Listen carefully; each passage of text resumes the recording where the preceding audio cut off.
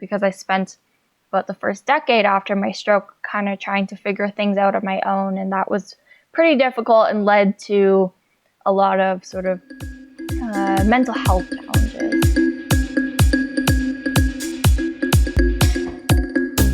Welcome to the Strokecast. A Generation X stroke survivor explores rehab, recovery, the frontiers of neuroscience, and how to peel a banana with one hand.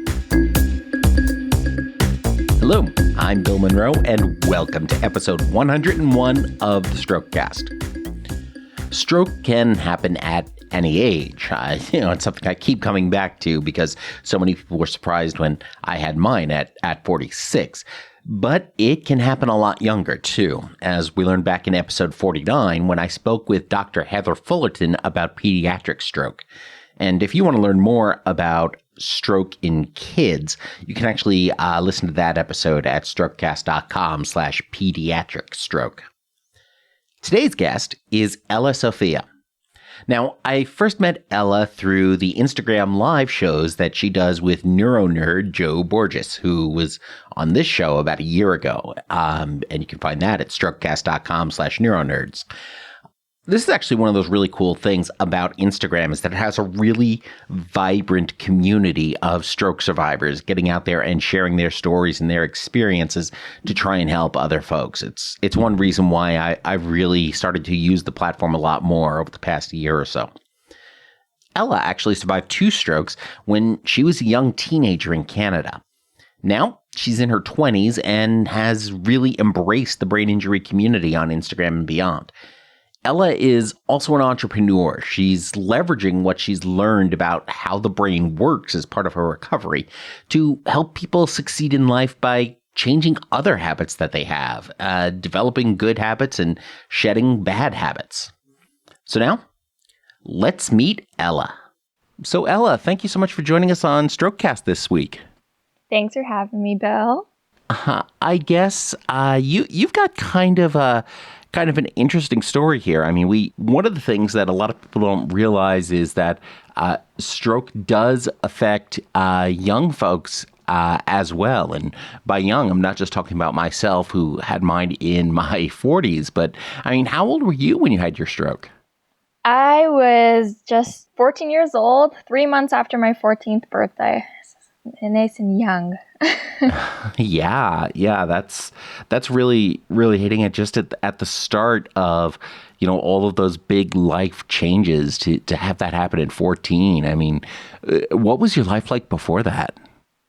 My life was good. I had a great life growing up. I had a great family, awesome friends. I was an athlete.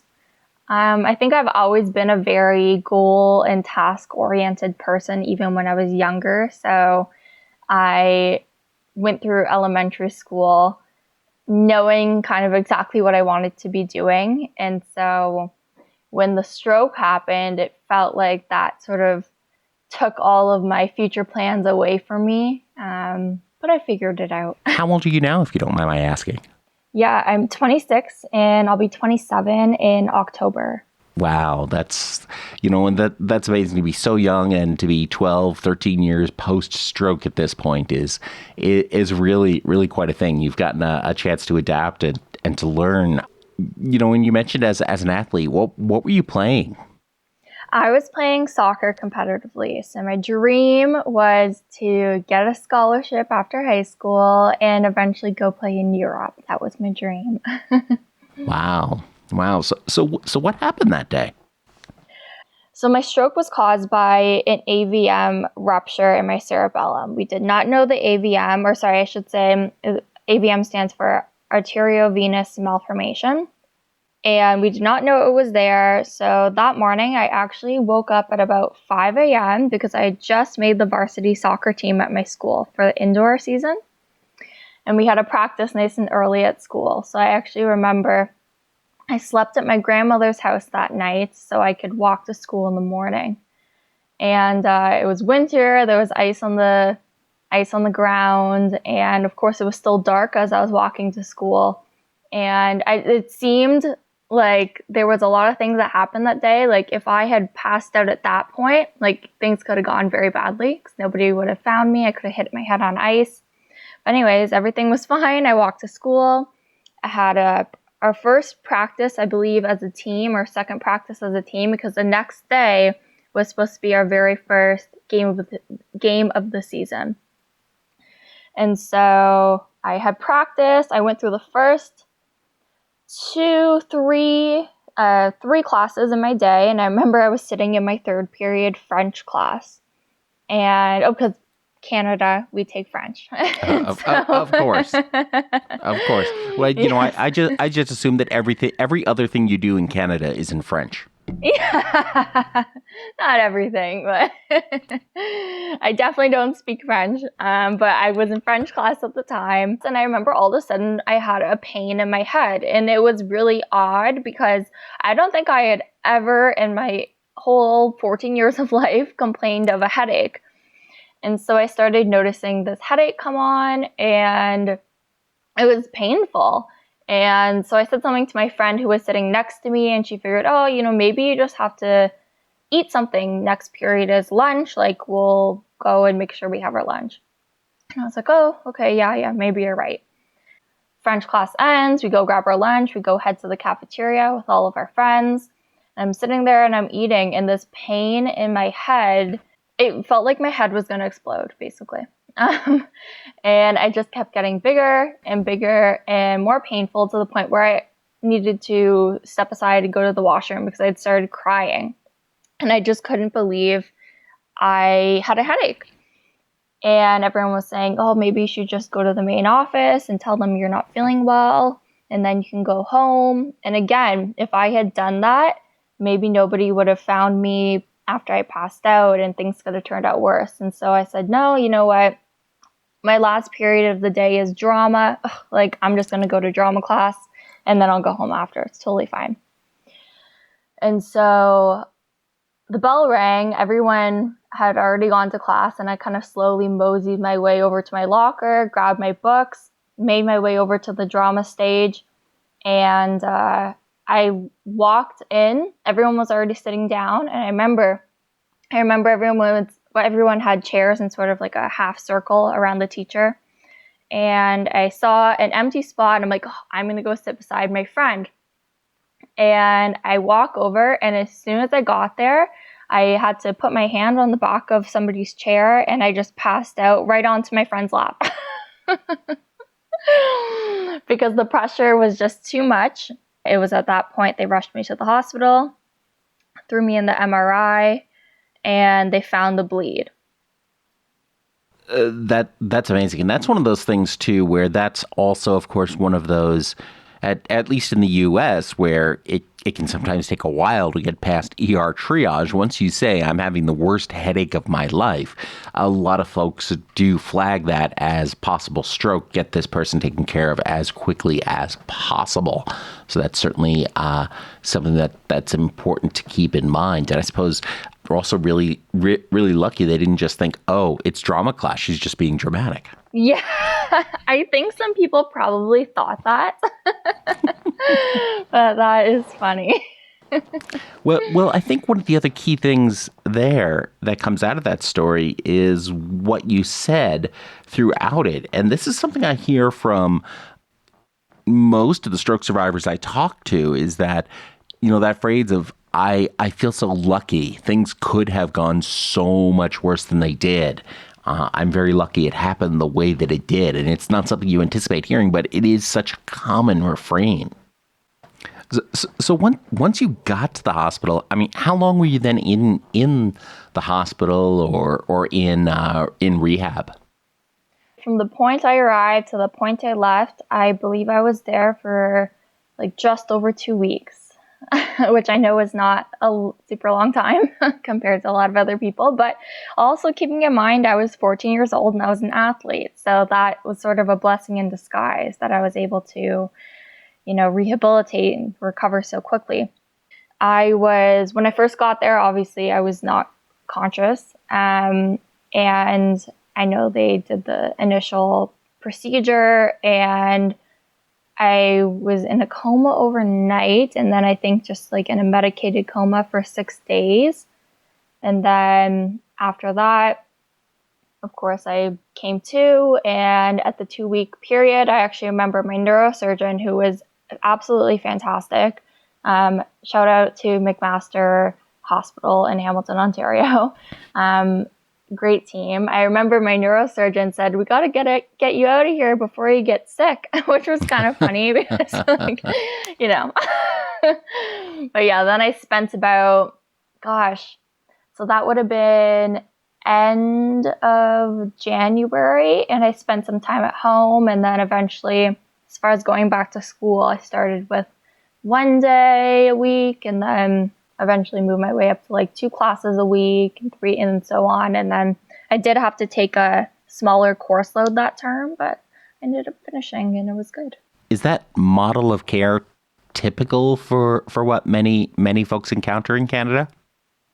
I'd say so. I think the acute care is really phenomenal. It was, I had the rehab, I had the speech pathologist, I had everything going on. It was maybe after the acute care had ended, and I didn't really, I guess you could say, need those things anymore.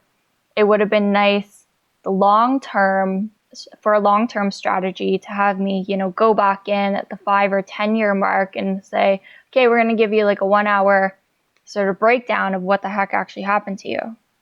Because I spent about the first decade after my stroke kind of trying to figure things out on my own. And that was pretty difficult and led to a lot of sort of mental health challenges, if you will. So there wasn't so much of the outpatient follow-up that might have been beneficial. Yeah, definitely. Like, keeping in mind, I was 14 years old, and so if you explain anything to a 14-year-old person, that's like I wasn't very likely to grasp the severity or the gravity of what actually happened, and how it happened, and all the details. Not to mention that I just had a brain injury, and my memory was not the best, Exactly. Yeah, I'm not so sure how much of that 14-year-old is the key aspect of it, or the unexpected brain damage is the aspect of it. Exactly. So what was your favorite memory from being in the hospital? Ooh. My favorite memory. I gotta say, I have never been asked that question before. One comes to mind. I remember, so eventually, I came to, and it's funny, my very first memory was me and this could be a false memory, but I think it's real. I never asked anyone, but my very first memory in the hospital, as I was sort of coming to, was me eating like that hospital macaroni and cheese, I think. And that could be wrong, but needless to say, I didn't enjoy the food. And so anyways, I'm sure, I don't know, some time passed, and I had a dream one night that my grandmother's food, that traditional Croatian food that she cooked for us at home, that it was in my dream and it had come to life, and it was like picture Beauty and the Beast style, where all the cutlery and everything comes to life. All the food came to life and it was singing, and I woke up and I was like, somebody call Baka and tell her to bring me soup and knedle, and which is like dumplings, and oh yeah, that was probably the best. And then they brought it in, and that was the best memory. That is fantastic, and that is delightful that you have memorable dreams that may as well be Disney musicals. Yeah, I have very vivid dreams. That's also very interesting. I mean, do you remember, obviously it was a very long time ago when you were young, but do you remember having very vivid dreams before the stroke? Yes. I actually, when I was very little, I would have really bad night terrors. And then growing up until the stroke, I had, just like horrifying dreams that honestly I don't even want to talk about, because they're like in the details, because they were just like those things should be scary movies. And so it definitely wasn't out of the ordinary for me to have vivid dreams like that in the hospital or afterwards as well. I still have a lot of very vivid dreams, and I listen to them when I remember. It's fascinating what the brain does when it's trying to make sense of the world and repair itself and pull all of that stuff together. It is. And actually, I'll tell you a really quick story about a dream that I had in the hospital. And again, I always think like, why do we dream? Like, is it our brain trying to figure things out? Like, what's going on in there that I can be sleeping and have this motion picture, go through my mind?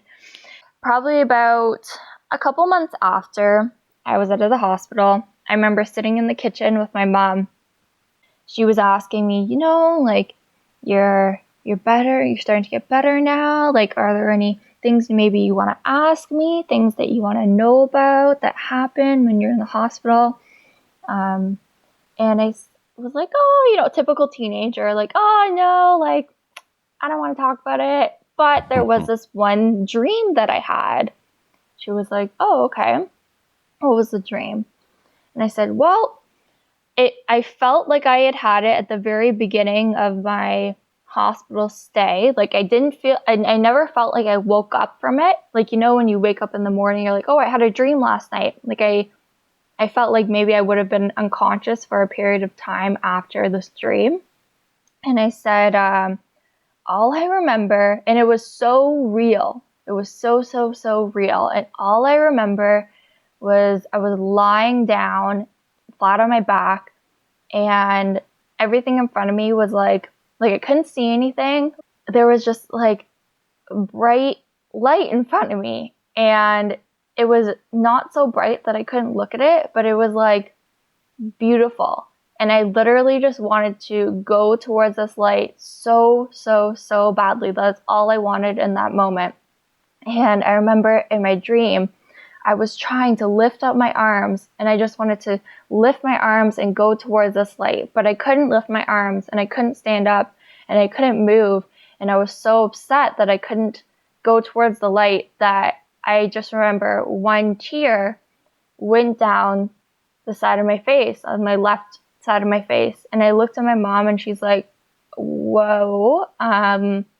She said, so after you were, got into the hospital, had your whole procedure done, doctor came out to us and said very bluntly, hi, my name is Dr. So-and-so. FYI, your daughter's probably not going to make the night. Then we were allowed to go see you in your coma. And we looked at you, and you just looked like a mess, and your tongue was like out. And we looked at you, and one tear went down the side of your face. And so that moment was like, whoa. I don't know what that dream meant, but I don't know, maybe there's a reason I'm still here. And in hindsight, it was a really powerful moment. Wow. You weren't finished. Yeah, that's what I think. There's some really amazing things that you go through there. So let's talk a little bit more specifically about the condition. Now, an AVM and an arteriovenous malformation. I think many folks who are somewhat familiar with stroke, who have heard of that, have probably heard about that, because I believe that was the same thing that led to Dr. Jill Bolte-Taylor's stroke, author of My Stroke of Insight. One of the top 3 TED Talks of all time. So what is an AVM? So an AVM is where the arteries and the veins are supposed to come together. They're supposed to come together via these tiny little blood vessels called capillaries. And the capillaries are meant to, again, I'm not a doctor, but the capillaries are meant to slow down or sort of regulate the pressure and the flow of the blood that moves from the arteries to the veins. When capillaries were forming in my head, in my cerebellum, they didn't form properly, and they kind of formed into this whole jumbled mess. And that is actually called a nidus. And so this didn't stop the flow of blood, of course. So my whole life, the blood continued to pump and pump and pump. And because the pressure was so high, this nidus, these sort of malformed blood vessels, kept getting bigger and bigger and bigger, as if, you're pumping or blowing air into a balloon. And then one day, for me, I guess that was that day, it would have been January 10th, 2008, when I was in grade 9, that balloon of blood vessels, that nidus, it burst. And the blood keeps pumping into your head.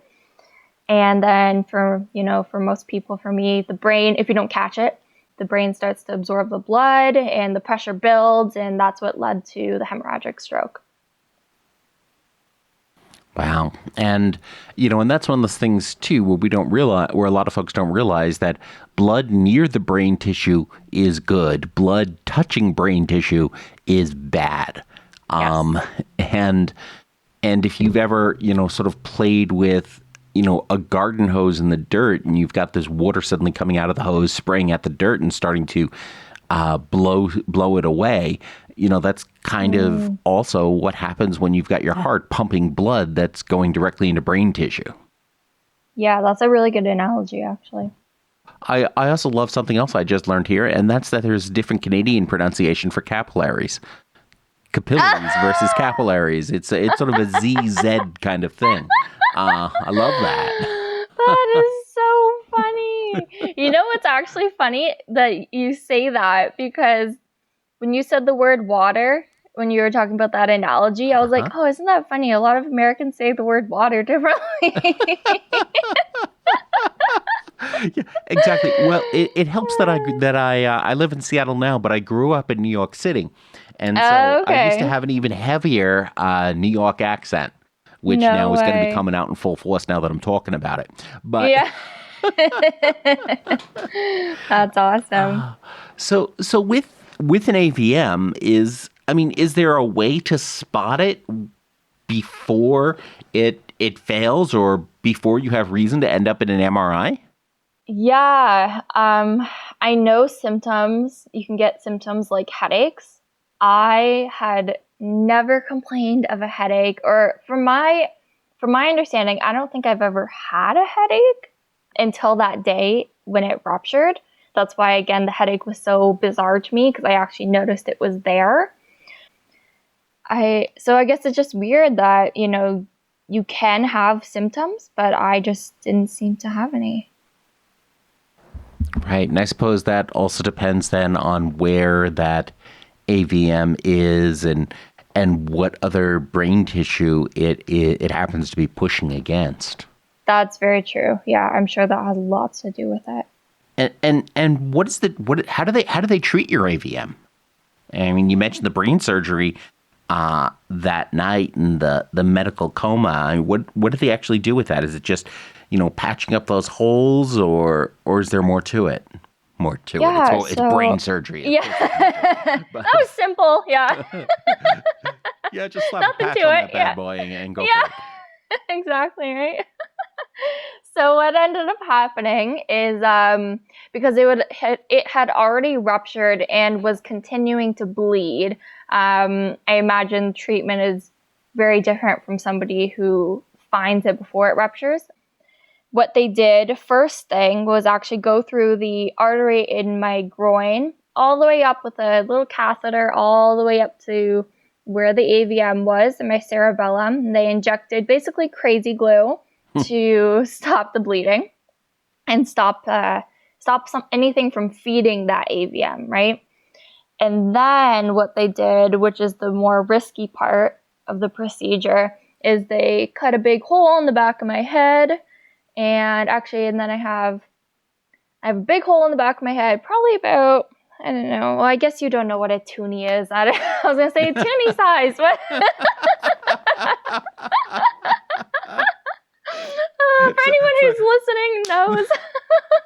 So let me translate that into American. That's like a really, really big quarter. Yeah, like a really big quarter. More like a 40% than a quarter. Yeah. Perfect. And so they cut a hole in the back of the head, and then they drilled a hole next to that big hole, and they had to drain all the blood that was in my head, essentially. And so I had a drain sticking out of the back of my head for, I'd say, at least a week after that. I was like pretty much fully conscious and aware when they went to go take it out, because I remember it was the most painful thing to have them stitch the skin all the way up the back of my head after they took that out, because I was awake for that, and that was very, very painful. But yeah, that's pretty much all the treatment in hospital. I was having follow-up MRIs yearly after that, and then actually I did have, it would have been, gosh, I think a year after, because they wanted to wait until some of the swelling went down in the brain to go back in and do something else. I don't think it was an angiogram. They were doing something in there. And again, I was 14. Maybe I should ask. I don't know. And really, you were looking the other way. Yeah, exactly. Like, I can't see anything. So, like, I don't know. But yeah, so they did go back in a year after. It could have been just an angiogram.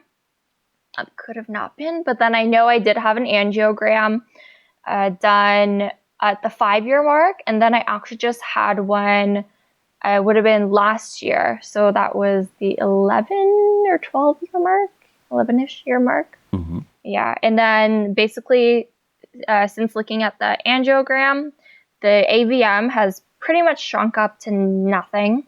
And I don't think I'll be going back in for another MRI in maybe 5 years or something or more.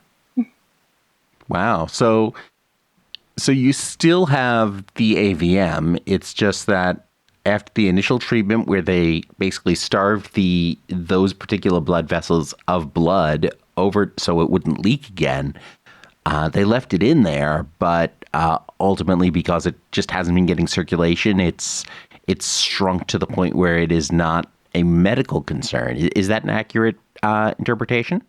Yeah, so they didn't have to remove it or put any sort of stent in or anything like that. They stopped the blood flow, so it was getting no food, no water, essentially, and shriveled up to sort of to the point where, yes, it's no longer a medical concern, which is great to hear. Yeah, that is fantastic. That is really great. And so after that experience at 14, I mean, what sort of deficits did that leave you with? Immediately, there was the short-term memory loss, like Dory from Finding Nemo sort of thing. Like, I don't know if you experienced a lot of the short-term memory loss where you don't even know you've lost your memory. Like, that is short-term memory loss. Not like, oh, I forgot what I was about to say. Like, no, you just say the same thing over and over and over. I was in a walker because the left side of my body was what was affected. So it was the left side of my cerebellum and the right side of my cortex. And so that affected all the left side of my body. And so that also left me in a walker for a little bit. Balance and coordination is huge because that's what the cerebellum is basically in charge of. And then speech and swallowing and all that. That's probably, that and my balance are two things that I still notice differently to this day. But like, it's been so long, like I don't consider them deficits anymore, just me. That's really interesting too, is that our post-stroke changes that we build our life around and we adapt to, they essentially become just us and just who we are and become less of a separate thing. And it's just part of life that you don't even necessarily think about as a stroke-related disability per se. Yes. Oh yeah, definitely. I've actually had some people get mad at me for thinking that way. And it's like, I don't know, like I feel pretty good about myself. Like when you get to the 12-year mark, you let me know how you feel and maybe it'll be the same. I don't know. Exactly. And that's one of those things. People have very different relationships with those types of things. And with even things like the word disabled and disability. I know I personally, I generally, I don't say I'm disabled. I say I have some disabilities. Depends on how you view yourself. But I'm almost 3 years post now, and I'm starting to think more about what this means for identity as I walk a little bit better, and maybe I need to use the cane less and less. It's let me be clear, that is absolutely a good thing, but at the same time, it's become part of my identity over the last several years, and there is some sense of loss in getting better too. Wow, that's interesting. And I think that's the other thing you mentioned too, is that one of the things that was lacking in your post-stroke care was some of the mental health aspects too. And I think we had Dr. Karen Sullivan on a few months back talking about the importance of neuropsychology. And there's only 900 people in the U.S. who specialize in that field, and it's not nearly enough, and it's a very common thing to not have as part of somebody's recovery, and it's such a problem because so many people deal with depression and other challenges related to that. Yes, Dr. Karen Sullivan is awesome. It is sad. Like, I think we've probably come a long way since I had my stroke, just based on conversations I've had with people who've had strokes more recently. In terms of mental health care, I actually know that the hospital that I was treated at, they just opened a couple years ago a brand new mental health facility. So that's really awesome. But I remember, of course, my mom, she took a bunch of notes every single day to document everything that was going on, because I think that was recommended to her by one of the hospital social workers or psychologists. And one of her notes, I remember going through them a couple years ago, and it said, we had 3 people come to visit Ella today. One of them she had written down said social worker. And I'm looking at it like, social worker? I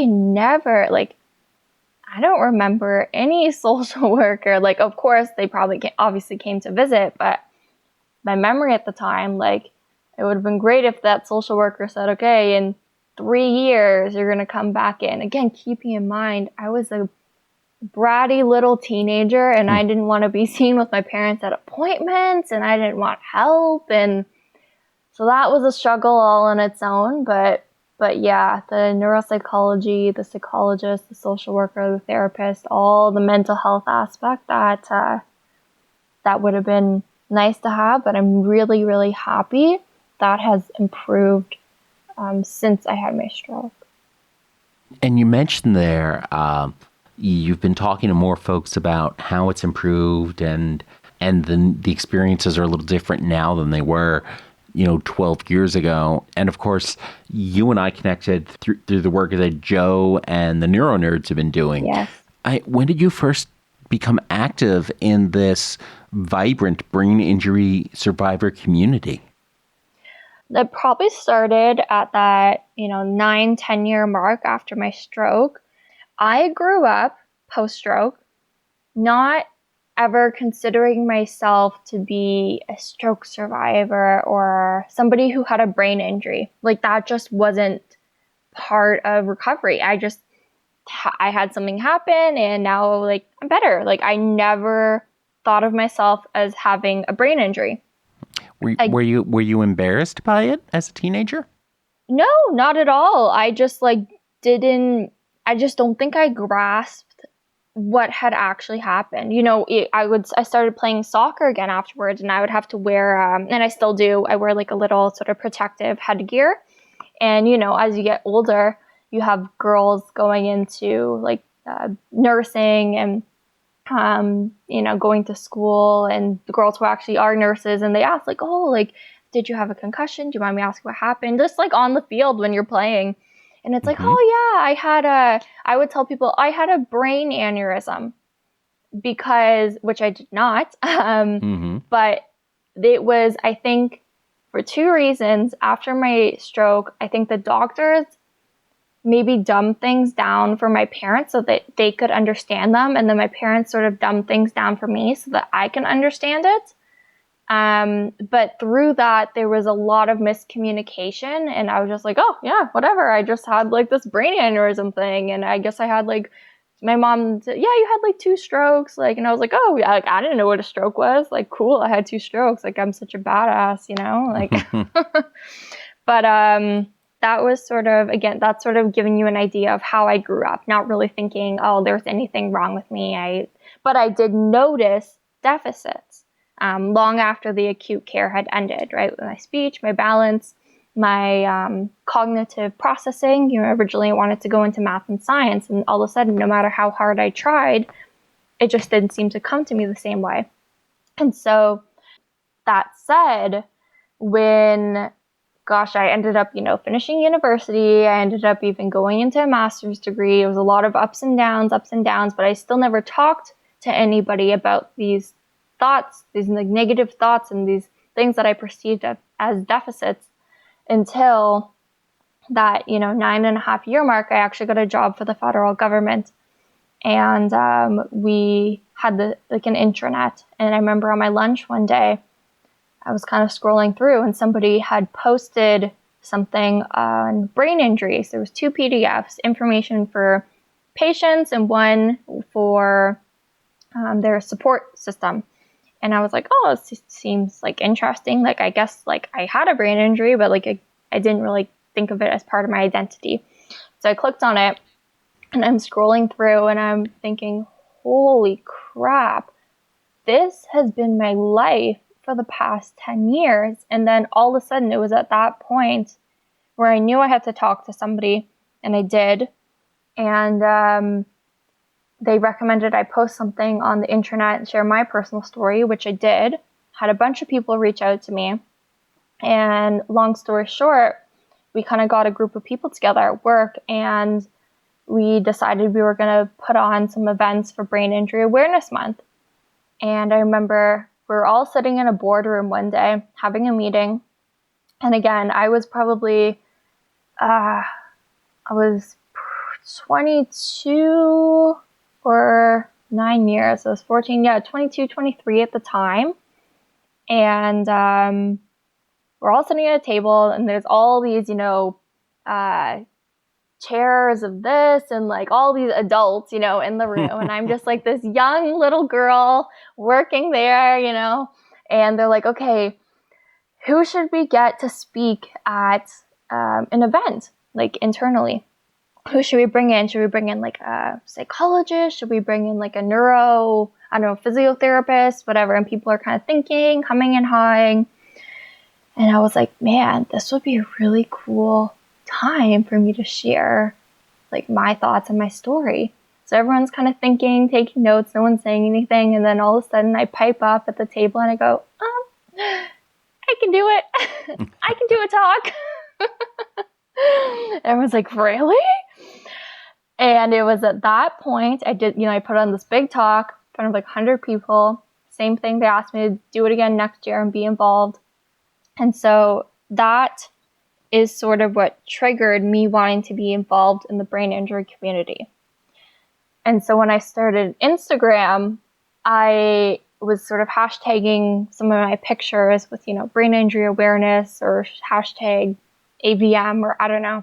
And Joe, the neuro nerds, ended up finding me and reached out to me and messaged me. And I was like, oh my gosh, there's like other people online who have had brain injuries. Like, this is so cool. There's a whole podcast. Like, there's your podcast. And so it was, again, through Joe, that he just sort of started introducing me to a bunch of people in the community. And I've stuck with you guys ever since. It's a great, great community to be a part of. Yeah, it really is. I often say the stroke club is filled with really cool kids. It's just the dudes really suck. Yeah, it's true. That's funny. That's great that you were able to sort of come out at work as a brain injury survivor. And one of those, having that experience so young, that also really provides a very interesting networking opportunity for you to meet up with more senior people at work as well. Yes. But aside from that, how has your experience with dealing with all of this stuff informed your career decisions? Oh, good question. Again, initially, I wanted to, well, really, at the beginning of my life, I wanted to be a paleontologist. I wanted to be like Ross Geller. That was my dream. Didn't end up happening. I kind of changed courses. And by the way, Ross Geller, the only one of the friends who wasn't really a jerk. Yes! He's my favorite character. And yes, they were on a break. Yes! They were on a break. Oh my gosh. My name tag at work, this is a side note, but I gotta tell you, my name tag at work, we're allowed to put like a little fun fact on it. And so I was thinking really hard. I wanted it to be a Friends reference somehow. And so it says Ella, and then underneath it says E, as in, hello there, mate. Because the one episode, Phoebe spells her name, and she goes, P as in Phoebe, H as in Hebe, O as in Obi, E as in Eb, B as in BB, and E as in, hello there, mate. That's awesome. Anyways, okay, back to what I was talking about. So probably just before high school, the paleontologist dream sort of ended. I changed courses, and I figured, maybe like I want to be a lawyer. I liked doing debates in class, and I think I was always pretty an analytical person, and so I figured, I'd like to be a lawyer. And so, and we also had a family friend who went to school for sciences and ended up going to law school afterwards. And because this person was so niche, they were able to score like a really, really good job as a lawyer in this like particular scientific field. And so I figured, I was really good at math, really good at science. I would do something similar. And so that was my idea going into high school. And then the stroke happened, and I figured, okay, well, like whatever, I'm still gonna, same plan as always, like I'm fine. And so I continued with my maths and my sciences. And I hated English at the time, hated grammar growing up. I hated English, and writing wasn't my thing. And so I continued in high school taking my math and sciences, and I just like things clicked in my head slower, and I just wasn't getting it. And I tried until grade 12. I took all the courses I could. I think that was the point where I just had to accept that I don't think the dream was going to happen anymore, and I had to learn to be good at something else, and that was writing and English and speaking, like in public. And so I figured, okay, whatever, I'm going to go to school and be a lawyer. And so I applied, I remember, to a bunch of universities to study legal studies. And I remember I wanted so desperately to get into this one university. It was the University of Waterloo, because it was known as being the smart school. Like the smart people, nerdy people went there. And I had felt like I felt so stupid basically going through high school because, I couldn't think as fast or the same way. I felt like I'd just become sort of a stupid person. It's so sad to say, but that's really how I felt. That if I could get into the smart school, University of Waterloo, that would sort of get rid of that stigma that I was stupid. And I did end up getting in, and they have a legal studies program there, which I graduated with honors, legal studies and psychology. And I figured, perfect, I'm going to take a year off and I'm going to go to law school. And then what ended up happening, I think I was on such a high note at the end of my undergrad degree that I figured I'm not taking a year off. Somebody had brought up, well, why don't you just do a master's instead of taking a year off? You can do it in like a year. And I was like, well, heck yeah, more letters behind my name. I'm going to do a master's. And so I applied thinking I would do the master's in a year or two and then go to law school after. But then I started that master's degree, and I think I got a dose of reality. My cousin had passed away right at the beginning of my master's degree. It was completely unexpected. And I didn't have a lot of friends there. And it was just the theory and the focus of the degree just seemed to be not what I was interested in. And anyways, long story short, there was a co-op available with my degree. And I was like, well, I'm going to apply to work. I just want to work and do something that I think is cool and that I'm actually interested in. So I applied to this job with the federal government to work in national security, because when I was doing my master's, I wanted to study national security. I wasn't exactly sure which aspect yet, but yeah, that's what I wanted to study.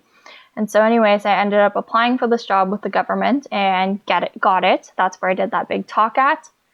And it was when I got that job, I figured, I think I might spend the rest of my life here in this building doing this type of work. It was an awesome, awesome job. And I ended up doing the talk, and I said, you know what? I think I'm going to do this kind of thing instead. And then I moved across the country, and now I do habit coaching, and I'm trying to do speaking, and yeah. It's a fascinating journey to see how that happens. I think one of the most important things you said in that was at the point where you said, I had to learn to be good at something else. Yeah. And I think that's a concept that a lot of people don't think about. They think you are good at something or you are bad at something, not that you can learn to be good at something else and you can make a decision about it, which it sounds like is just what you did. Yeah, that's a good point that you picked up on. Mm-hmm. So you mentioned habit coaching and your coaching business. It's really based around the idea of sort of retraining your brain, and something those our community is of course very big into neuroplasticity, rewiring your brain, and doing all of those types of things. So, but I mean, this is stuff that applies whether you've had a stroke or a brain injury or not. So I mean, let's start with what is a habit? So habit is a automatic or subconscious behavior. It's something that you do without being aware of it, because you have done it so often within the same context that it's like a shortcut for your brain. It's a neuro pathway that has been built into the basal ganglia of your brain, which stores all these sort of behavioral memories. And your brain uses it as a shortcut because, of course, the brain wants to be as efficient as possible. And that's everything from what we think of as habits. I imagine everything from biting your nails to how you raise your arm or open your hand. Yeah, it could be, good habits, bad habits, the way you tie your shoes. The most interesting thing about habits is that they always start as routines, right? So the difference between habit and routine is that routine is something that is an intentional behavior. A routine done over time in the same context becomes a habit, right? So that's when it becomes mindless or automatic. When you think about tying your shoes, the first time you learn to tie your shoes, you have to really think about it, okay? And then I make a loop, and then this, the bunny rabbit, whatever, goes through the hole, whatever. I'm sure, a bunch of different ways you can learn to tie your shoes, but it was intentional. And then eventually you do it so many times that you can do it in 2 seconds. You don't even think about it. Your hands just know where to go. And I noticed after my stroke, there were certain things that I could do. This is particularly, I noticed that when I was playing soccer, there were things that just came so easily to me. And it's because I've been doing them since I was like 3-4 years old, and when I started playing. And other things in life were just harder. And then that also, I started noticing that in the workplace and in school, just with certain different things. And I figured, well, this is cool. Like things that are so easy for me that I don't have to think about are harder for other people because they're learning them for the first time. Well, what if you can integrate habits into your personal growth, into your recovery, so that you can make those types of things simpler as well? Okay, so it's about sort of choosing to start those routines to turn them into habits to ultimately get you to where you want to go. Yes, definitely. How do you approach this with folks, from assessing what they want to do to helping them go ahead and build those habits or eliminate ineffective or undesirable habits? It's a huge process because you have to know somebody well. And this is what I remember, like, when you go to therapy, they'll say, it's best you come in once a week. It's really good that I get to know you well before I start, giving you exercises or anything. You think, oh yeah, I just want my money. Like, but really you gotta know somebody well. And so something that I like to do is called a life audit. And I actually, I like to do 2 life audits. One that sort of assesses your good behaviors, things that you want to be doing, things that you should be doing, such as physiotherapy or any other sort of exercises. And then the other life audit assesses things that you shouldn't be doing. But again, these are things that you have to be aware of and actually put them into the audit. And that's difficult because when you have a habit, you're not necessarily aware. And so that's where sort of prompting and questioning comes in, and writing down a lot of things during the day. I'll give people a page that would have certain prompts on them. And as you go throughout your day, you write down the things that you could maybe fit onto that piece of paper that are either good or bad, or either somewhere in between. And then through discussion, again, sort of making a long story short, you clearly determine, okay, these are things that you think you're doing and might be holding you back. We got to figure out what the context is.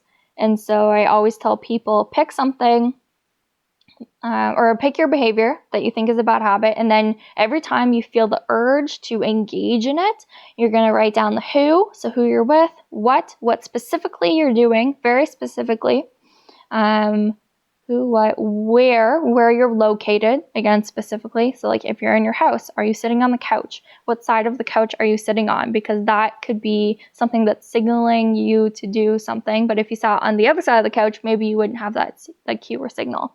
So who, what, where, what you're feeling, and when. So time of day of the week, and that sort of thing. And then through doing that over a course of time, you can kind of understand what the triggers for your habits are. And that's where you can start to break them down and replace your routines and replace the rewards and replace the cues, to try and break the habit, and then ideally replace it with a good one.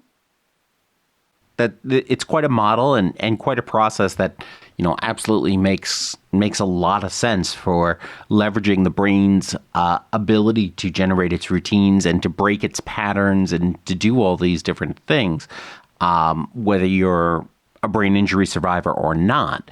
How did you go ahead and turn this model then into a business or career?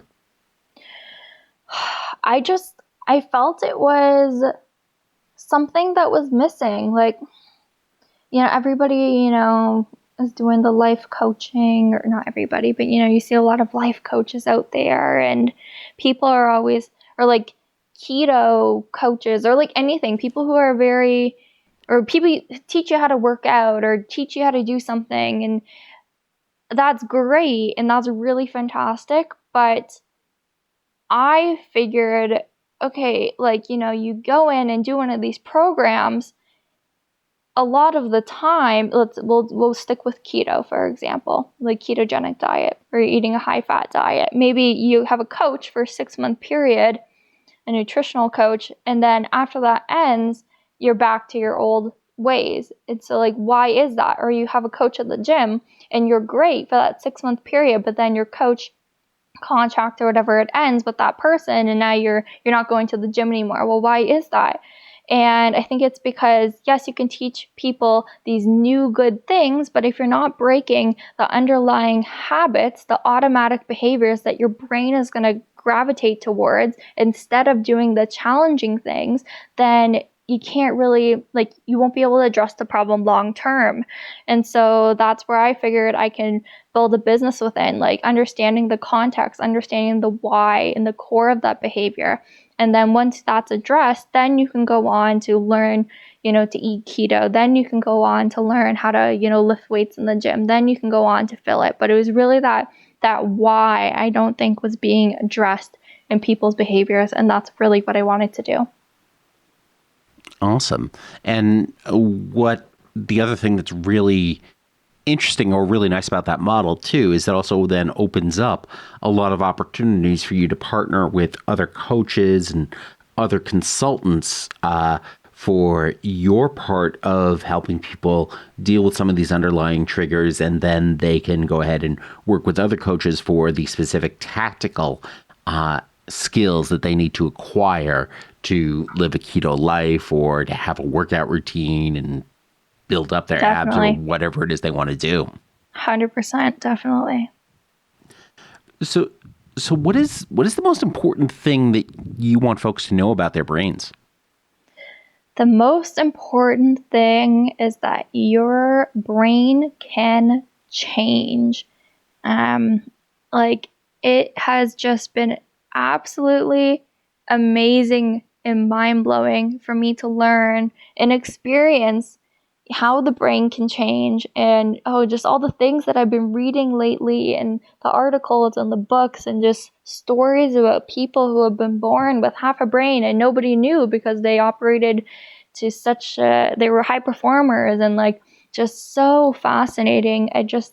That's what I want people to know is, if you had a brain injury or not, or a traumatic experience, it is so possible for your brain, through hard work, your own personal hard work, to actually change and learn and grow and adapt after that experience. And that brings us to our hack of the week. I have heard from a lot of people with brain injuries that, they forget where they're putting stuff, either because it's just a memory loss thing or has to do with behavioral memory. And some people are, putting everything goes in the freezer for some reason, or everything is going underneath the mattress, and people don't know why they're doing these things. It's become a habit to have your phone in your hand. And so you're putting it down and you're not even realizing it, and you're picking it up and you're not even realizing it. And so create something called a phone parking spot. And I'm looking at mine right now, sitting on the coffee table. And so what you do, or the belief or the understanding, is that everything in your home should have a home. So it makes organization a lot easier. But of course, if you have a brain injury, you need something that really pops and says, hey, put me down here, right? Or if you just have sort of memory loss, you need something to remind you or trigger you. What you can do is you get a piece of paper.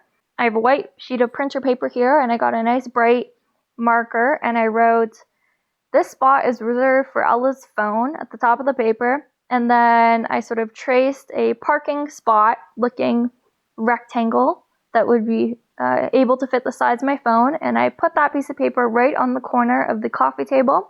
So it's nice and bright and easy for me to see. And it's in the middle of the house. So, well, for me, I have a small apartment, so it's in the middle of my house. No matter where I'm standing, I can kind of see it. And so every time I need to put my phone down, that catches my eye, and I know that is where my phone's going to go. So the next time I need to go pick it up again, I'm not going, oh crap, where's my phone? Somebody call it for me. I know that that's where it's going to be at all times. Ella, this has been an absolute delight. If folks want to know more about you and what you're up to, where should they go? If you guys want to know more about Ella, you can head over to www.retrainyourbrain.ca, not .com, .ca. And all my social pages and my blog and my YouTube is all linked up there, but you can also find me pretty much everywhere else at Ella Sofia, spelled with 3 S's. So that's ELLASSSOFIA. Awesome. And we'll have all of those links over at strokecast.com/Ella as well. Awesome. So, Ella, thank you so much for joining us this week. This has been great. Thank you so much for having me. Honestly, well, I love talking, so I really appreciate you taking the time to talk to me. I typically record an interview and then I edit it days or sometimes weeks later. When I do edit an interview, I'm really focusing on the structure to make sure that the story makes sense. I focus on the sound quality. I look at the verbal tics that we all have and pull out some, leave others in. And I pull quotes out that I use for social media and for other purposes and even just for my own personal inspiration.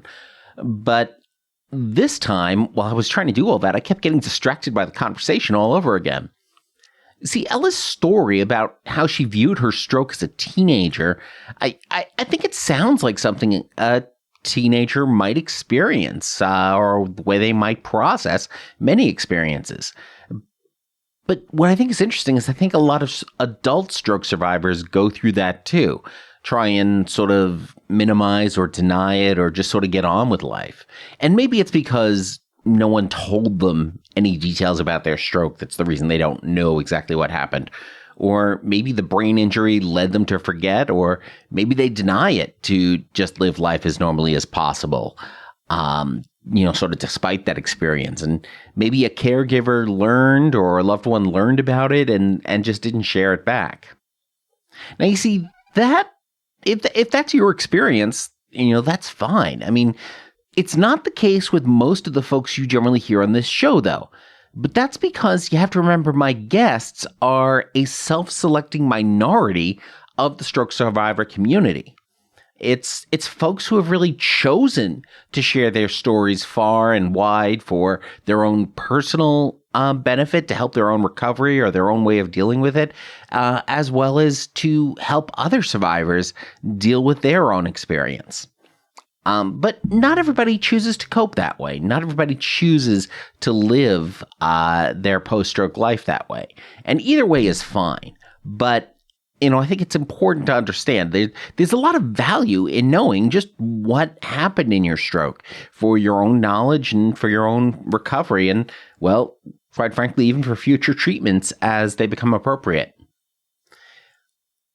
I actually recently went ahead and got hold of all of my hospital records. I think I mentioned this in last week's episode, because I was wondering sort of what information the doctors and therapists shared with me that didn't stick in my head at the time during those days when my brain was still in OMG, WTF, BBQ mode.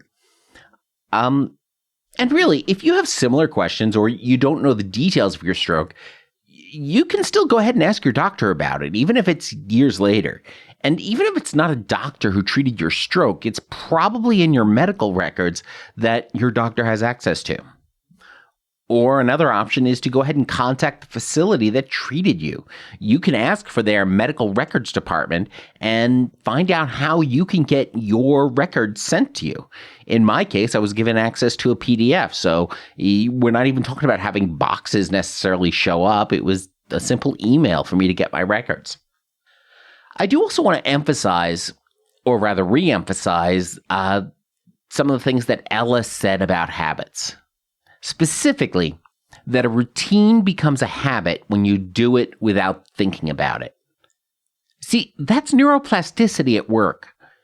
Whether you've had a stroke or not, I mean, it's how the brain learns where you leave your cell phone or how to operate your legs or how to speak a sentence. We're rebuilding brain connections or creating new brain connections overall. That's the core of neuroplasticity. That's how we recover. That's how we build habits. That's really how we learn anything in our lives. And in fact, the core of physical therapy or occupational therapy or speech therapy exercises is the repetition. That's why we do these exercises over and over and over again. It's why we do so many sit to stands. It's why we do so many PNF patterns where we put on a virtual seatbelt, or pretend we're drawing a sword, or pretend we're making snow angels, or, whatever it is. We're creating a habit. And by doing that routine enough, it becomes that habit. It becomes that implicit knowledge our brain has about how to operate our bodies. It's also why the exercises we do focus so much on the form of the exercise and on doing it right. I remember when I was in the hospital and doing a lot of this physical therapy stuff, I remember talking with my PT about this process and realizing that, it's like math in high school. It's less important that you get the right answer in that geometry proof or that calculus problem. And it's more important to show your work, the process of getting to that right answer. Because that process is what they're trying to teach us in math so we can do it again. And that process is what our PTs and OTs and other therapists are trying to get our brains to redevelop in this post-stroke world. It's also why when we start to get sloppy doing an exercise, it's time to stop and rest. Because remember, practice does not make perfect. It doesn't. Perfect practice makes perfect. We want to make sure that we are teaching our brains the right lessons as we relearn stuff and not teach ourselves brand new bad habits. And that's where I'll leave things for this week. To learn more about Ella and her habit coaching program, be sure to check out retrainyourbrain.ca. You can also visit strokecast.com/Ella to find that and all of Ella's links. Please share this episode with 3 people you know that might be interested in Ella's story or that might be interested in changing some of their own habits by giving them the link strokecast.com/Ella. Be sure to subscribe to Strokecast in your favorite podcast app so you never miss an episode. And of course, as always, don't get best. Get better. Thanks a lot. I'm Bill Monroe, and I'll talk to you soon.